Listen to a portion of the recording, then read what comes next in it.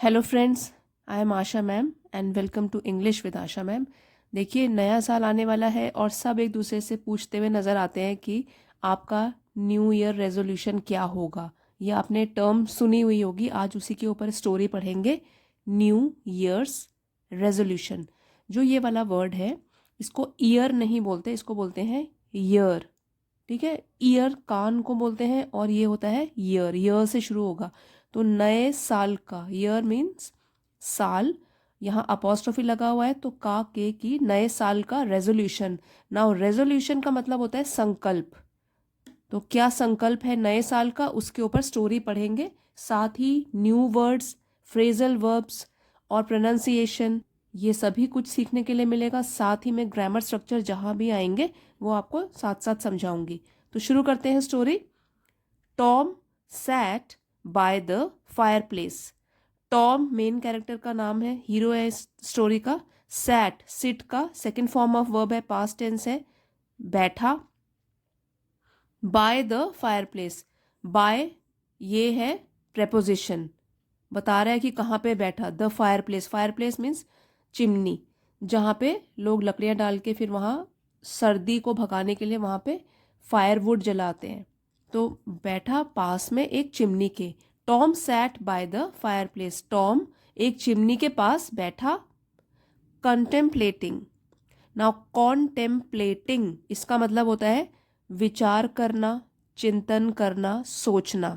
Contemplating the year that was about to and.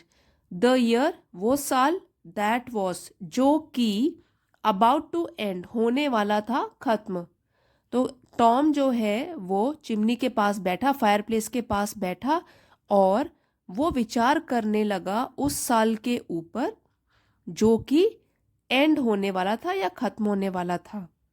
अब देखिए, जैसे खत्म होने वाला है तो हम पूरे साल में हमने क्या प्रोग्रेस की, क्या सीखा नया, तो वो उसके ऊपर वो भी विचार कर रहा है। जैसे हम लोग भी जब नया साल आने वाला होता है तो हम विचार करते हैं कि ये साल हमारे लिए कितना अच्छा रहा, और जो कमियां होती हैं उसको सुधारने के लिए फिर हम क्या करते हैं, संकल्प, रेजोल्यूशन बनाते हैं नए साल में। तो टॉम भी बैठा फायरप्लेस के सामने विचार करता हुआ जो कि साल खत्म होने वाला था उसके ऊपर। ही साइड, नाउ साय का मतलब होता है आह, और साइड मीन्स आह भरी उसने। Feeling a sense of unfulfilment wash over him. Feeling महसूस करना, a sense of unfulfilment, unfulfilment means अधूरापन, और वॉश ओवर एक फ्रेज है जिसका मतलब होता है हावी होना या अफेक्ट करना किसी को अचानक से। तो अचानक से क्या हुआ, feeling a sense of unfulfilment wash over him, तो उसको कैसा लगा, उसको महसूस हुआ एक भाव अधूरेपन का उसके ऊपर हावी हो गया। तो अभी वो सोच रहा है, क्योंकि पिछले साल में हो सकता है कुछ कमी रही होगी तभी तो वो आहें भर रहा है, और उसे कैसा महसूस हुआ कि फिर सेंस ऑफ अनफुलफिलमेंट, अधूरेपन का भाव उसके ऊपर हावी हो गया। नाउ यहाँ पे देखिए, फुलफिल अगर मैं लिखूंगी FULFIL, तो उसमें डबल एल नहीं आता है, FIL आता है, फुलफिल। तो वो एक वर्ब होगा, मतलब कि कोई चीज़ पूरी करना, और उसमें अन लगा दिया। अनफुलफिल्ड, अगर मैं बोलूँगी अनफुलफिल्ड, ED लगा दूंगी, MENT को छोड़ दीजिए, यहाँ पे अनफुलफिल्ड। तो अनफुलफिल्ड जो कि पूरी नहीं हुई, तो अनफुलफिल्ड हो गया एडजेक्टिव। यहाँ पे हमने MENT लगाया है, वो नाउन के लिए यूज होता है। तो अनफुलफिलमेंट ये हो गया अधूरापन। तो उसे अधूरेपन का भाव अपने ऊपर हावी होता हुआ महसूस हुआ, उसने आह भरी। Determined to make a change, determined means दृढ़ संकल्पित होकर, तो उसने क्या संकल्प किया, दृढ़ संकल्पित होकर, टू मेक अ चेंज, कि वो एक बदलाव लाएगा। Determined to make a change, he decided to set a new year's resolution.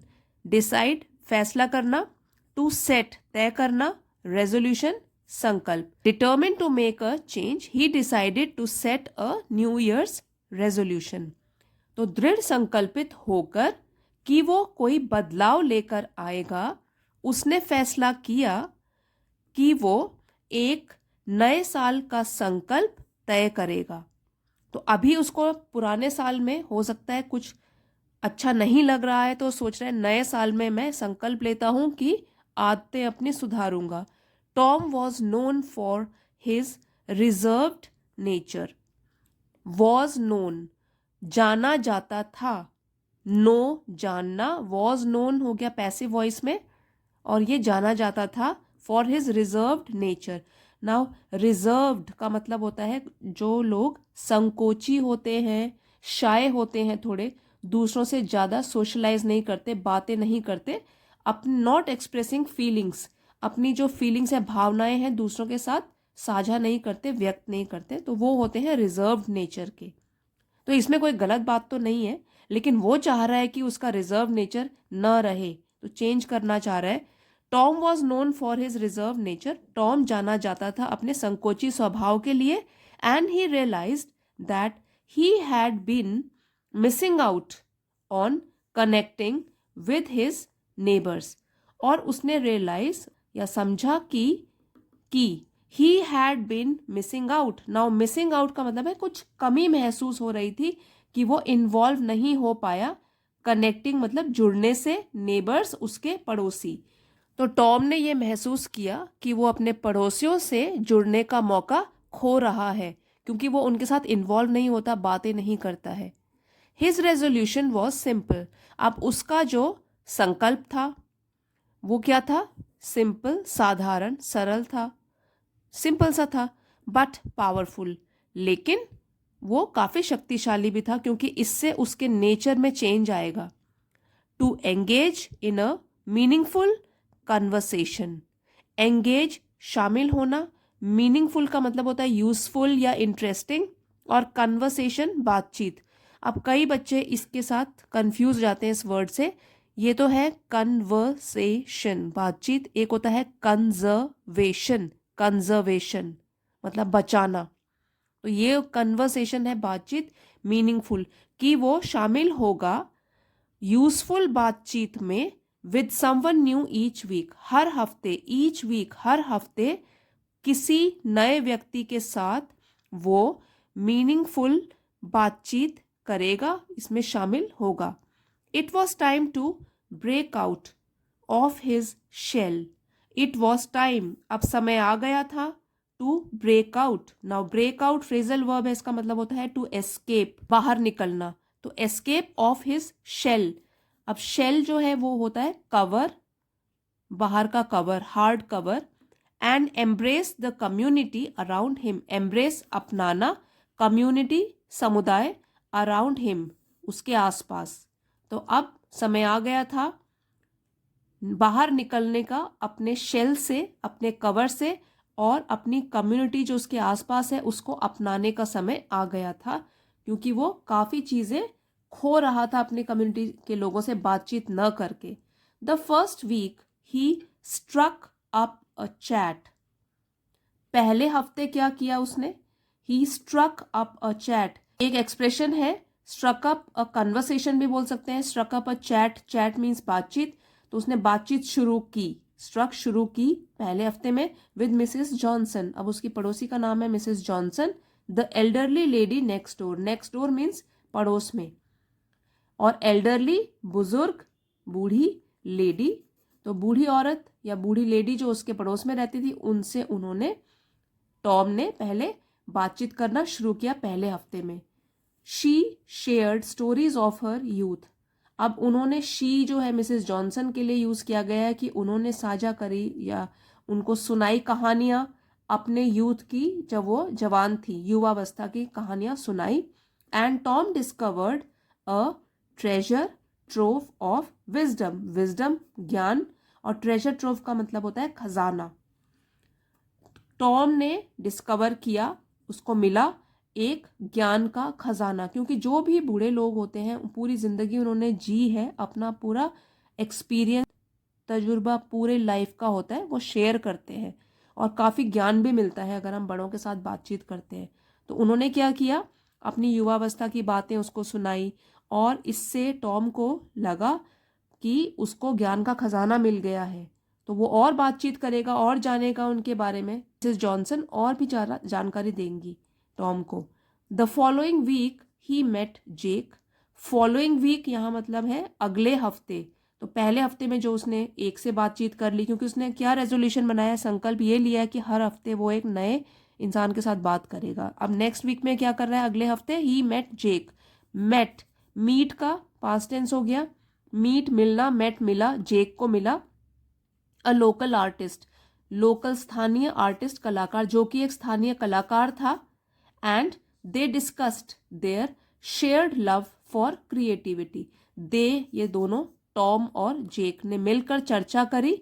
There, ये जो है पोजेसिव प्रोनाउन है कि उनका जो शेयर्ड लव फॉर क्रिएटिविटी, रचनात्मकता के लिए जो उनका साझा प्यार था, मतलब दोनों के दोनों क्रिएटिव थे, अपनी क्रिएटिविटी की उन्होंने बातें करी, चर्चा करी इस टॉपिक के ऊपर।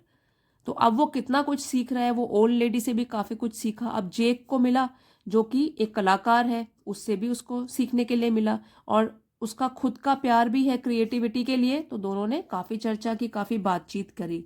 Week by week Tom's circle of connections. Week by week मतलब सप्ताह दर सप्ताह क्या होता गया, टॉम सर्कल, टॉम का जो दायरा था ऑफ कनेक्शंस, और लोगों से के साथ संबंध जोड़ने का।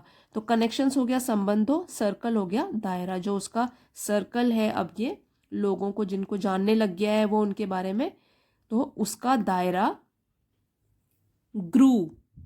ये ग्रीव नहीं है, ग्रू। ग्रू मीन्स बढ़ा, ग्रो का पास्ट टेंस हो गया ग्रू। ग्रो, ग्रू, ग्रोन, ठीक है। तो ग्रू मीन्स बढ़ा, अब उसका दायरा बढ़ता जा रहा है। He learned about different perspectives, hobbies and life experiences. तो यहाँ पहले मीनिंग जान लेते हैं। पर्सपेक्टिव मीन्स दृष्टिकोण, देखने का नजरिया। हॉबीज शौक, खाली टाइम में करना पसंद करते हैं। और लाइफ एक्सपीरियंसेस, लाइफ के अनुभव, जीवन के अनुभव। तो ही लर्नड, उसने सीखा, about different perspectives, hobbies and life experiences, अलग अलग दृष्टिकोण के बारे में, अलग अलग शौक के बारे में, और अलग लाइफ जीवन के अनुभवों के बारे में उसको सीखने के लिए मिला। तो अभी तो हमने दो लोगों के बारे में जाना, मिसेस जॉनसन और जेक। उसके बाद भी वो लोगों से मिलता रहा, हर हफ्ते नए लोग से मिल रहा है, उनके बारे में जान रहा है, उसको काफ़ी कुछ सीखने के लिए मिल रहा है, और खुद भी उनसे बातचीत करके अब वो रिजर्व नेचर जो है उसका वो चेंज होता जा रहा है।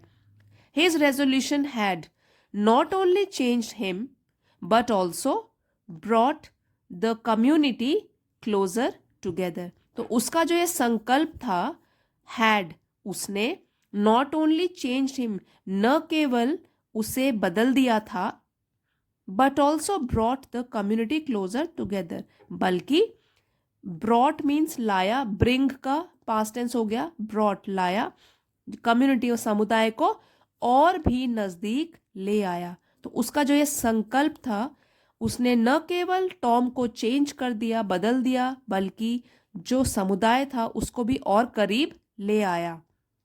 As the new year's eve fireworks lit up the sky, as, जैसे ही नए साल की पूर्व संध्या की आतिशबाजियां, फायरवर्क्स मतलब पटाखे वगैरह, लिट, लाइट का पास्ट टेंस हो गया लिट, तो उससे जगमगाई, पूरा आकाश जगमगाने लगा जब फायरवर्क्स जलने लगे।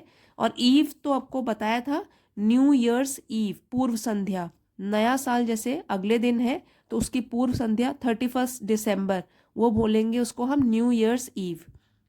तो उसकी पूर्व संध्या पर जब पटाखे जले और आकाश जो है वो चमकीला बन गया, Tom stood among friends. Tom stood, stand का पास्ट टेंस हो गया स्टूड, खड़ा था, अमंग फ्रेंड्स, अपने दोस्तों के बीच में, क्योंकि अब उसके बहुत दोस्त बन गए हैं। Grateful for the resolution that had transformed his life. Grateful, कृतज्ञता से भरा था, थैंक यू बोलना चाहता था। ग्रेटफुल फॉर द रेजोल्यूशन, उस संकल्प से वो कृतज्ञ हो गया, that had transformed his life, जिस संकल्प की वजह से उसकी पूरी लाइफ जो है वो बदल गई थी, या फिर जिस संकल्प ने उसके पूरे जीवन को बदल दिया था, वो उस संकल्प के प्रति कृतज्ञ हो गया, थैंकफुल हो गया, थैंक यू बोलना चाहता था। तो इस तरीके से हम में जो भी कमी है या हम जो चाहते हैं कि ये हमें चेंज करना है अपने नेचर में, तो नया साल एक बहुत ही अच्छा दिन होता है जिसमें हम रेजोल्यूशंस बनाते हैं, कितने डिटर्मिनेशन से हम उसको पूरा करेंगे। कमेंट्स में प्लीज़ शेयर कीजिए, मैं भी जानना चाहती हूँ कि आप में से लोग क्या क्या रेजोल्यूशंस आप लोग बना रहे हो। सो आई होप फ्रेंड्स आपने इस वीडियो से काफ़ी कुछ नया सीखा होगा और आपके लिए ये वीडियो हेल्पफुल भी रहा होगा। अगर पसंद आया है तो प्लीज़ लाइक शेयर और सब्सक्राइब करना मत भूलिएगा। कमेंट्स में ज़रूर लिखना आपका जो रेजोल्यूशन है न्यू ईयर के लिए। Thank you everybody for watching. See you next time.